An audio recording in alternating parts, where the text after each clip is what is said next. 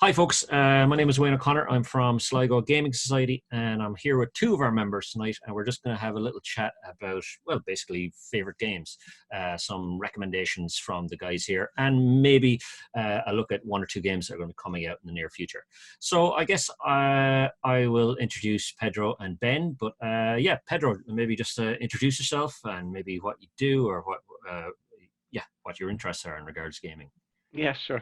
So my name is Pedro. I founded actually my company, a publishing company, in 2018. But I've been working in the board game publishing industry for a while now, and so obviously board games is a big passion of mine. We moved with my family here almost a year and a half ago now, and so to my great surprise and joy, I found that there's a gaming group which is pretty active here, which run by you guys. So that's excellent news for me, which I obviously joined very early on, as soon as I possibly could. And hobby is really, I'm just very passionate about board games, always interested in what's out there, and working on publishing board games, and that's pretty much my Cool. main occupation. Cool. So, yeah, we're going to look at maybe three games from each you. So I guess since well, actually, hold on. We won't let Ben sit there stum. Ben, introduce yourself, and then we'll start into the thing. No worries. So, all right, guys. The name's Ben. Unlike Pedro, who works in the industry, I'm a scientist, so my job has nothing to do with board games. But I do like some science-themed board games, which is good. When did I move here? October. I keep on saying last year. It's not last year. It's 2 years ago now because it's 2021. But yeah, 2019 October, moved to Sligo and found out about the board game group, Sligo Gaming Society, on Facebook. That's where I found you guys. And then, yeah, went there, played in person. Things happened, and now we're online playing. Things happened. And I can't break loose anymore. That's great. Okay, so yeah, the what we're going to do tonight is basically we're going to look at three games. I've asked the guys to pick maybe three games that they love, that they recommend. So I guess we'll go back to Pedro. So Pedro, what have you got as your... Yeah, so I kind of looked at a couple of games I have here at home, and I've got my top 10, favorite games of all times, and I actually only very recently, it's been static for a long time, it hasn't changed. I love those games, but very recently there's two games that really mixed it up for me, and I want to talk about those two definitely. So the first one I'd like to show is actually, I've got it here, so it's the box. Let me see, it's this one here. It's called Mystic Vale. Oh, yeah. Yeah. And it's a very interesting game. And there's two reasons why I want to talk about this one in particular. One of them is because I think it kind of touched and found the holy grail of, every publisher looks for in a board game, which is a constantly surprising players with new things that they discover every time they put the game on the table.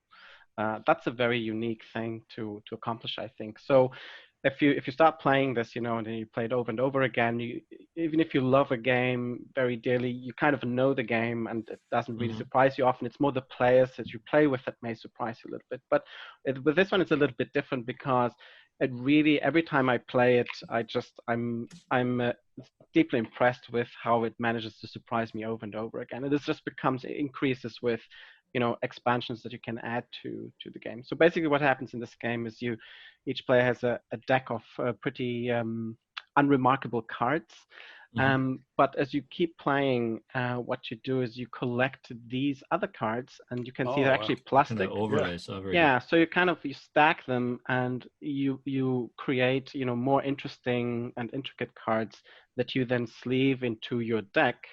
So they just keep coming up, and every time you play, you never know what cards are coming out. So every time you play, you just create a different combo, a different spectacular card that you...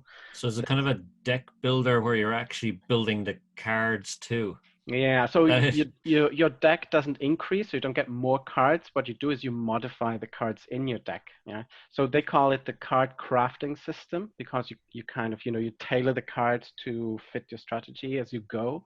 But there's a lot of room for improvisation, and sometimes you just hit on all these combos you'd never expect, or you just go, "Oh my God, I just discovered this is amazing," and just hope that the card comes out again. So it's this wow factor that's really amazing about this game. And once you get an expansion in, it just grows, propels out of proportion, just the amount of things that you can do with it. cool. And in terms of who would this best suit? Is this something that you're new to board gaming? Here's one, or is this more for the kind of hardcore Well, gamers or something? yeah, I think the base game is pretty accessible. And I actually have to say, when at the time I played the base game, I was kind of, I'm not sure about this. It really, the expansions really add to it. So the base game is very, very accessible, and it's a lot of fun to play as is. Um, but it's almost, you play it 2 or 3 times, and then once it clicks and you get the hang of what it is that you're doing, you really want to add another expansion. And so the level of knowledge that you have, or the level of experience that you need to have for playing this game, it really grows with you as you start with the base game. So it's a pretty accessible game. And actually, I just want to mention this was actually the second reason why I'm recommending this is because, Serious Business, the store here in Sligo, yeah, Sligo, yeah. they actually have copies, expansions for this game. So, it's readily available. I really recommend anyone So, interested in this what would you be looking at in terms of cost for a core set? Do you know off the head? I'd say maybe 35, 40 euros, something like that. Cool. And I'm not sure. and in terms of duration, what are you looking at average? Once you're familiar with it, you play this probably in about 20 minutes. Ah, deadly. Yeah. Okay. Yeah, Cool. two-player game, and then it increases a little bit with more players, of course. But again, like beautiful artwork everywhere. So there's these other cards that you can purchase, and they just give you points and abilities, and it's just a lot of fun to discover all these combos you can do with. Very nice. Those see-through cards remind me a bit of the one that you shared the other day, Wayne. Hecatomb or Gloom is another one. Gloom, yeah.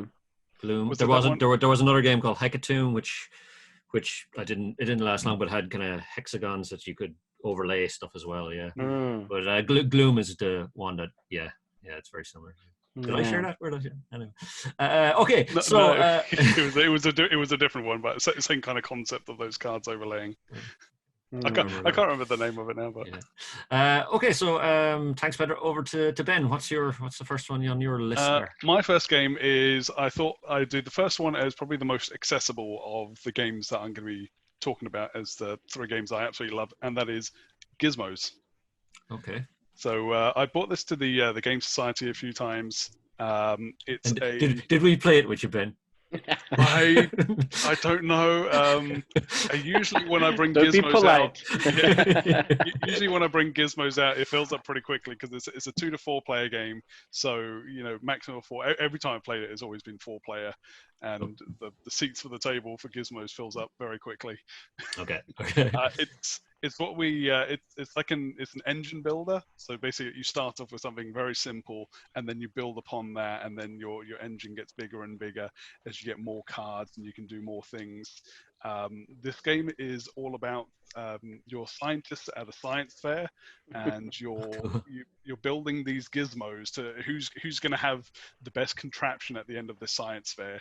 Are these kind of wacky kind of gizmos, or are they kind of exactly? Yeah, they're all kinds of gizmos, and then you get these different types of energy which you use to craft the gizmos, and then when you take actions later in the game, then you could trigger additional actions because of those gizmos that you have. So when you start off, it could be, I pick 1 energy, or I get 1 card. But it could turn into, I pick 1 energy, which means I can then also pick another energy, and because I pick that color, I get a blind pick, and then that lets me build something. So it daisy chains into some of these crazy combos. Who would you see this as, like, for? To be honest, I would say anyone that this would be good for. I do have a friend who he bought this game. He bought this game because he played with me, and then he taught it to his family in 5 minutes, and then they got the rules straight away, and they had a great time. Well, he told me I had a great time, Anyway, But no, that's what I would recommend. My recommendation, my first one anyway, is Gizmos. What are you looking at in terms of time on that to play? This one is about 2 to 4. Is about 20. Oh, there's my daughter. Oh, there you go. I knew she'd say it. Hello. Yeah, you're probably looking at around 30 to 60 minutes. Bye-bye. 30 to 60 About minutes. 36 minutes. About 15 minutes per player. Perfect. Okay, I have to add her in. I have to credit appearance by. Yeah, there you go. She's hidden behind the Aurora Borealis, but she was there. Yeah. It's probably around about that €40 mark. That's kind of like that kind of size game. That's a pretty standard price. Deadly. Okay, so back over to Pedro. What's your number 2? Yeah, so this one here is actually fresh out of the factory. This is literally a brand new game, and it's called Curious Cargo. Oh, I saw you posting about this. Yeah. Yeah, love this game. Absolutely love this. Now, this would be, I wouldn't recommend this to anyone. This is a little bit more advanced, and especially the learning curve is really, really hard. It's for 2 players only, so this would be great for a couple or parents that have young kids that go early to bed and they get maybe another hour to play something. There's a few things I love about this game. It's fairly fast to play once you get it. As I said, the learning curve is quite steep, but the box is fairly small, as you can see. But there's just a ton of stuff in there. There's a bag full of tiles. There is 6 different boards per player, so you can always play in a different configuration. We like lots of stuff. We like lots. Yeah, lots of stuff. And there's cards, and then there's more tiles, and then there's lots of small wooden bits in it. Just the box is just stuffed with things. You really get your money's worth out of this. And so the reason why I love this so much at the moment, it's fairly new in the home. We've played it only a very few times, but I'm really, really, I really want to play this all the time at the moment, because it's quite unique in that there is a strategy in the game, but the path to achieve your goal is really wonky. You have to constantly readjust what you're doing, because both your board and that of your opponent, and there's an element of connection between the two. You have to constantly readjust to what your opponent is doing, to try either mess up or adjust to what they're trying to do to you. Would this make it a little bit prone to analysis paralysis in terms of? I would actually, it's the habit. It's more breaking a certain habit of trying to do everything right, which is impossible in this game because it does not offer you the opportunity to do everything right. So you kind of have to get rid of the idea that I want to have the perfect layout. It's not possible with this game. When you try to make a connection, there's another connection that's going to break up that you built, because you're trying to kind of create pipelines, connections between a machine and a conveyor belt. There's a ton of them. So it's just this sense that you have to I find it very creative in that way, and it's a very logical driven game, but you have to be constantly reevaluating what you're doing in your game. So it's very, very fascinating in that way, I find. Who's behind this game?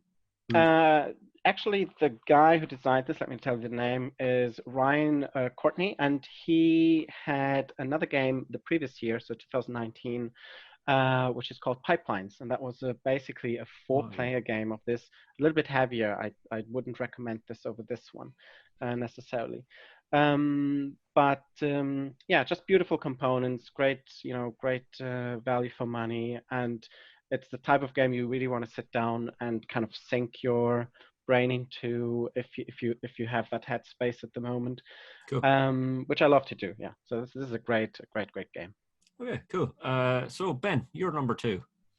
Yeah, so we're gonna step up a little bit in what we call heaviness. So heavy, more complex.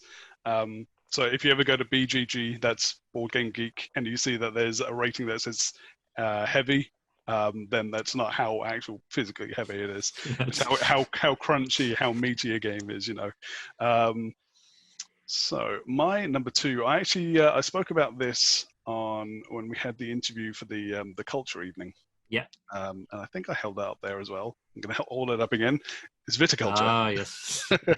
Yes. I can't not talk about viticulture if I'm making board game recommendations.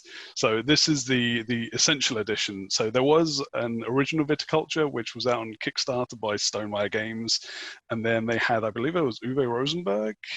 Yes, yeah.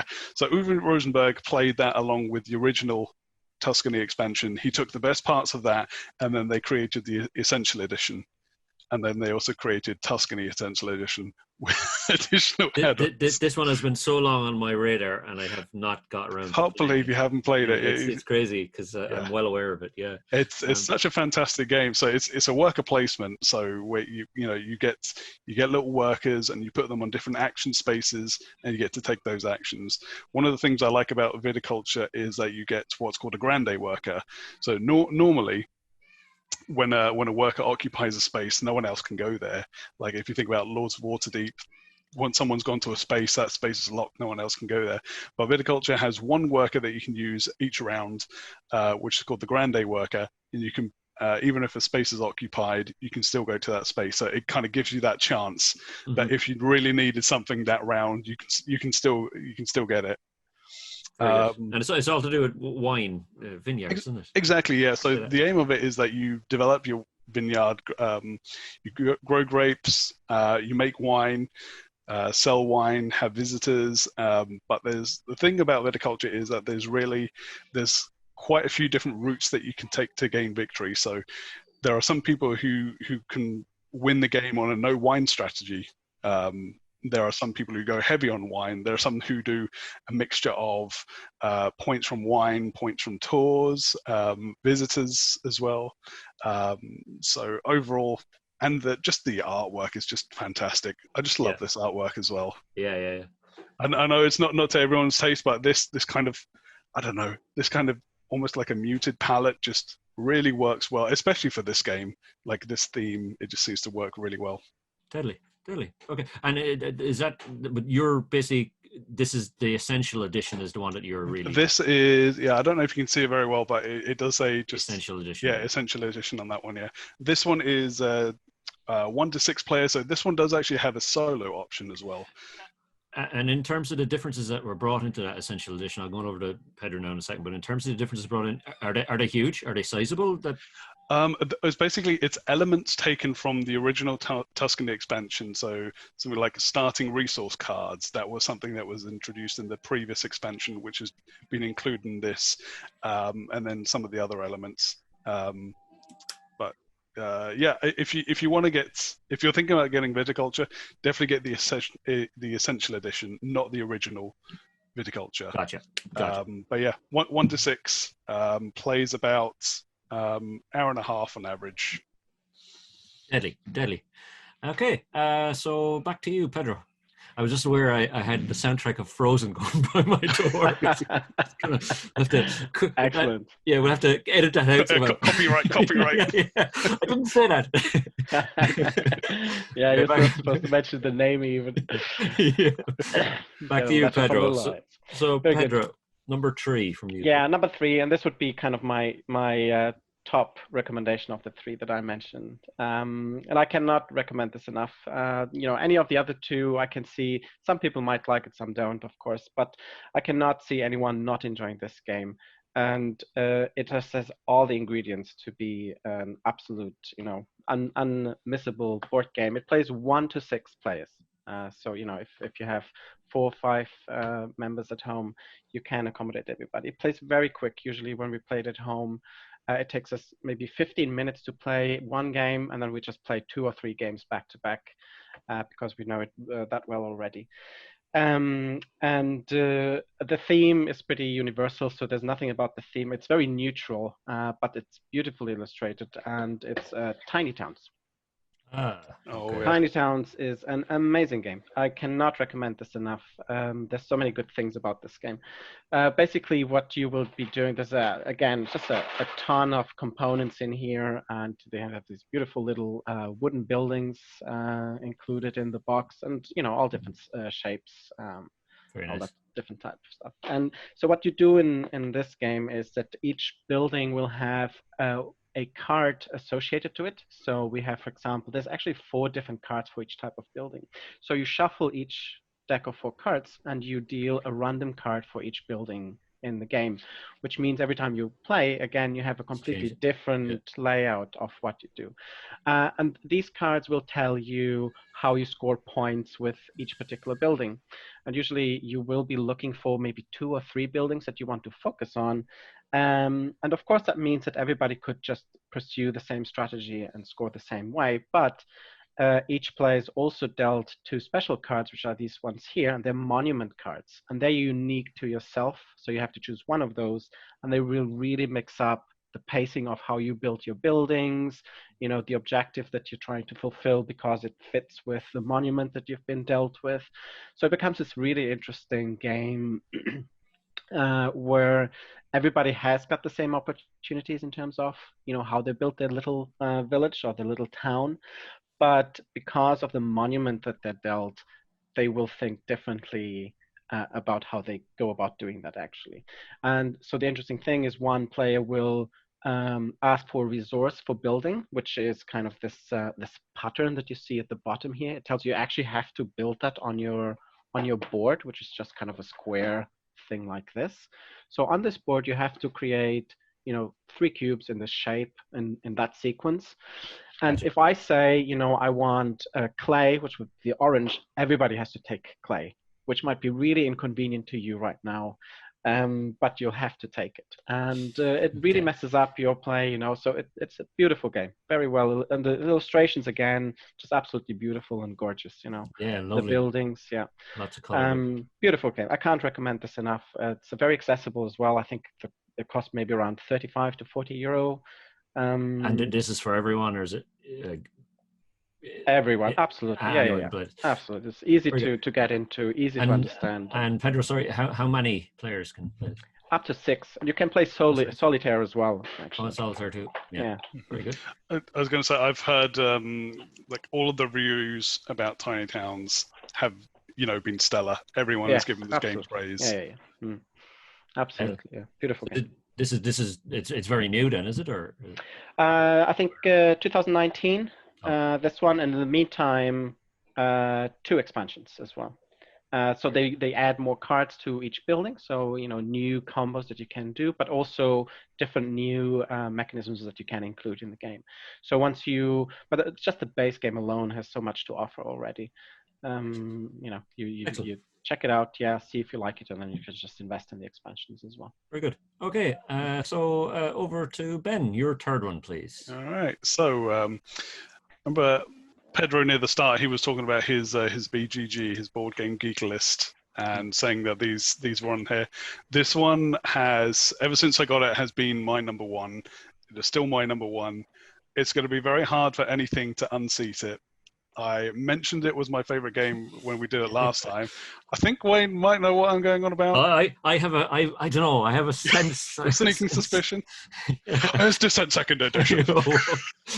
No. So this is my absolute favorite game of all time. Like, I love all the other games, but it's going to be hard for anything to dethrone Descent for me. Like, I love Gloomhaven and that, but I just love this game so much. For me, this is like the quintessential dungeon crawling board game. Like, I love D&D. I love that part, and, you know, creating the maps and all that. But in terms of a dungeon crawling board game, this one's my favorite. So as I said, it's the dungeon crawl. It's the one versus all. So you've got one overlord. They control the monsters and all that. That would be me.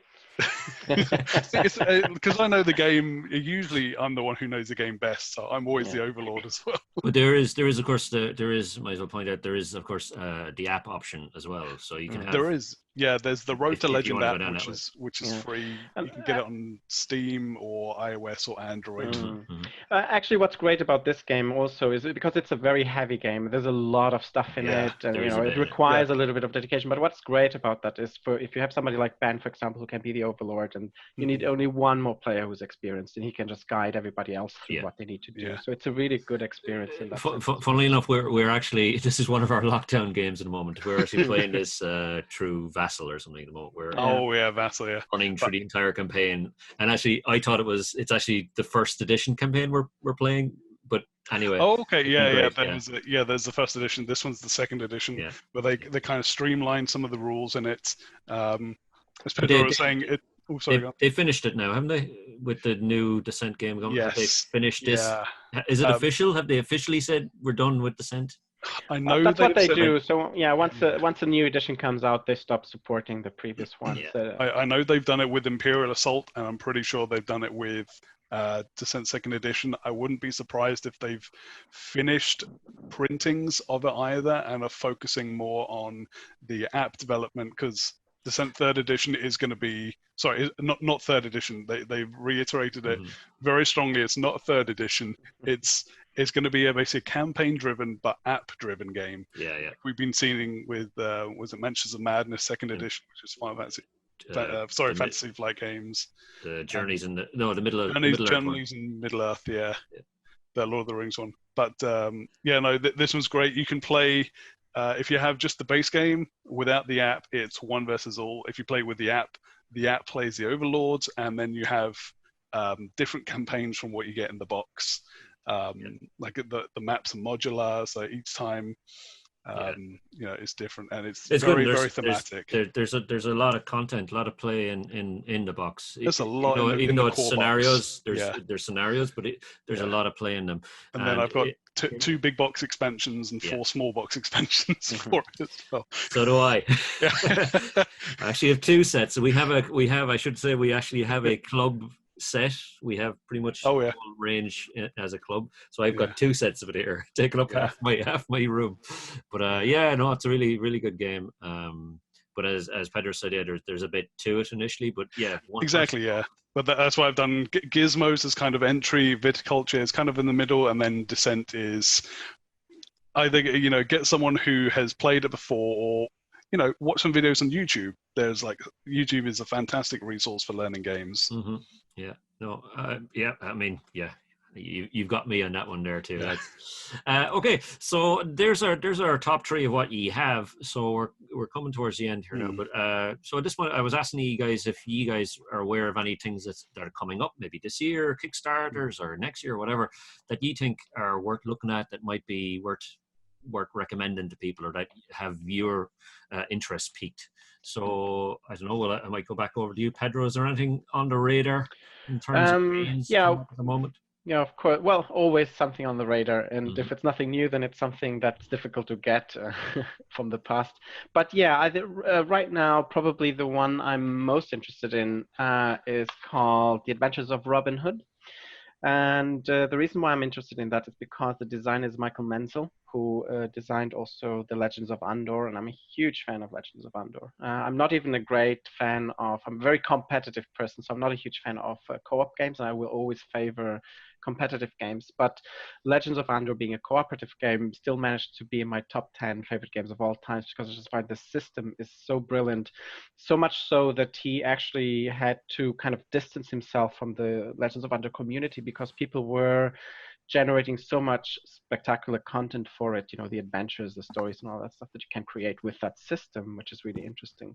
Okay. That he said, I have to distance myself because all these ideas are so brilliant, and I still have my own stuff to work on. I don't want to be just strayed away from what I'm actually trying to do. So that's the main reason I'm interested in it. It looks, there's very little information actually known about this. It's supposed to be a cooperative game.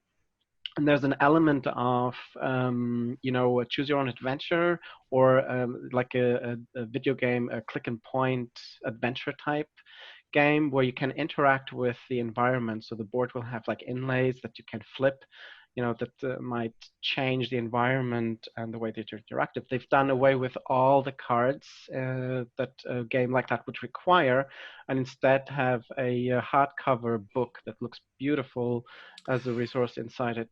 There's a few games going that way right now, isn't there? There's a few games with the board is actually a book. There's something else I'm trying to remember. Yeah, the Sleeping Gods from Red Raven Games, that's another one. There was Okay. and there's another one. No, but the yeah. board is not the book. Yes, the book is just basically the compendium of all the cards that you would normally need to, to use in the game. So instead, they have the regular board that you open and prepare, and you have your figurines. And there's a tabletop, skirmish element to it as well, where Robin Hood figurine has different shapes and lengths. So you can run. So you would use a figurine that has a longer trail to indicate that you're running a longer distance, but then it consumes your stamina, which you might need for Gotcha.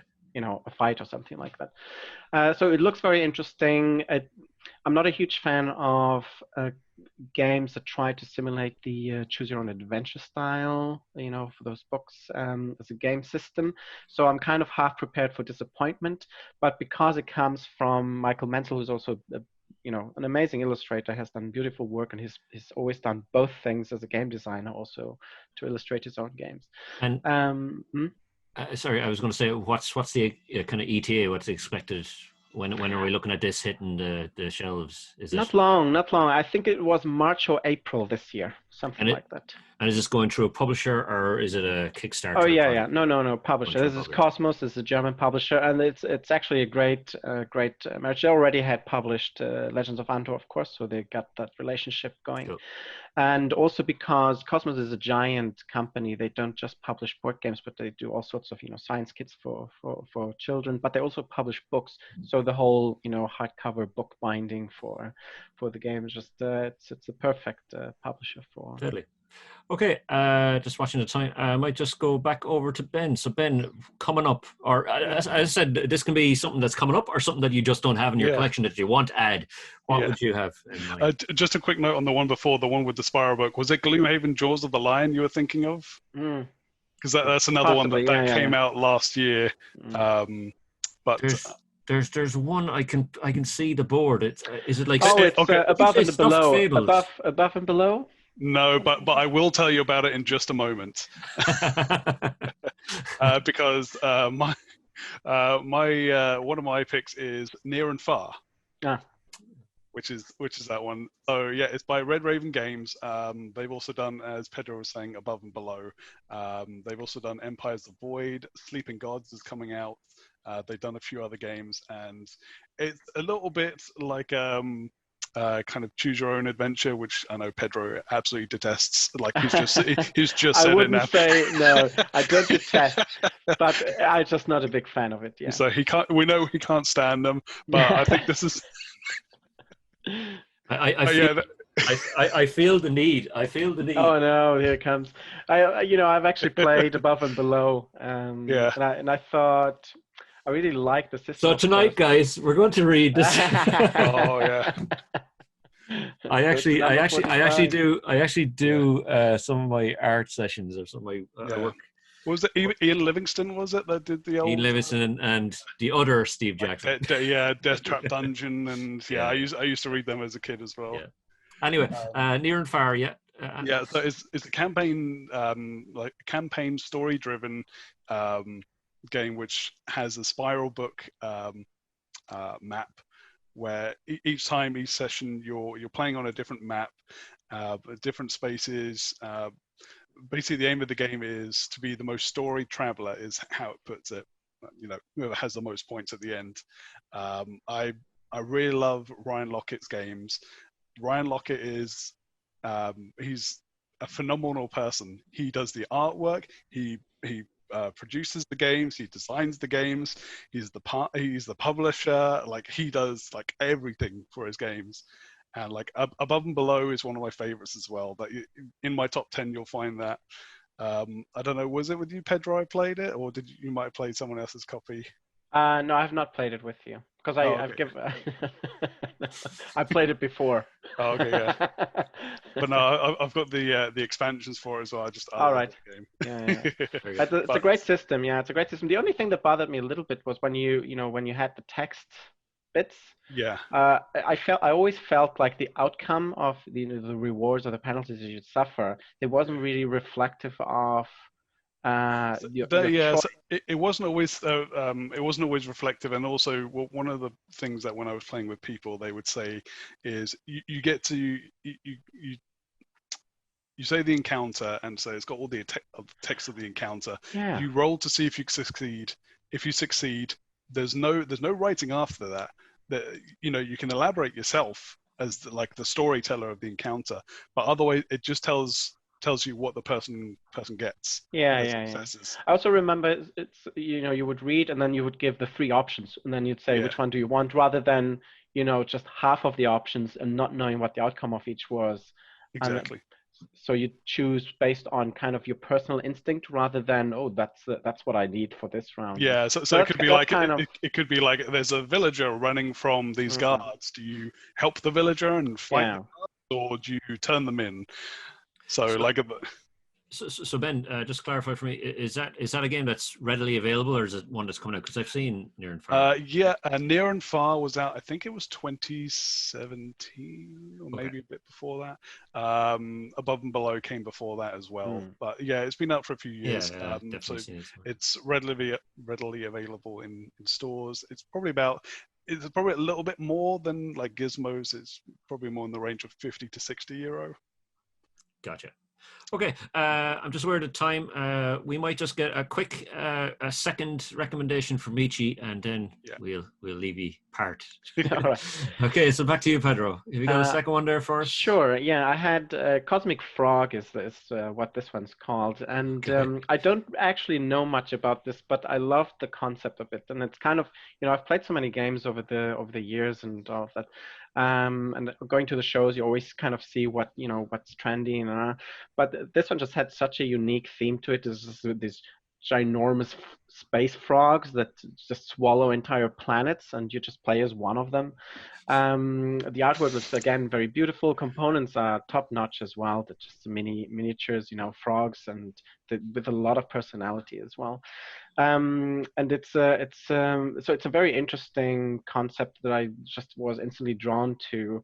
So definitely something unlike the previous one that I mentioned, where I'm kind of I'm really curious, but I want to be careful about that.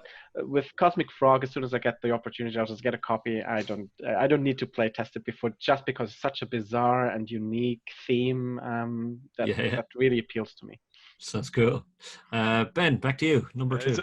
It's got very psychedelic artwork on the front. Oh, very. Yeah. It also looks like traditional Japanese art, something like that, but with a lot of colors that are very psychedelic. Yeah. Very good. My second choice is similar in the line to Gizmos.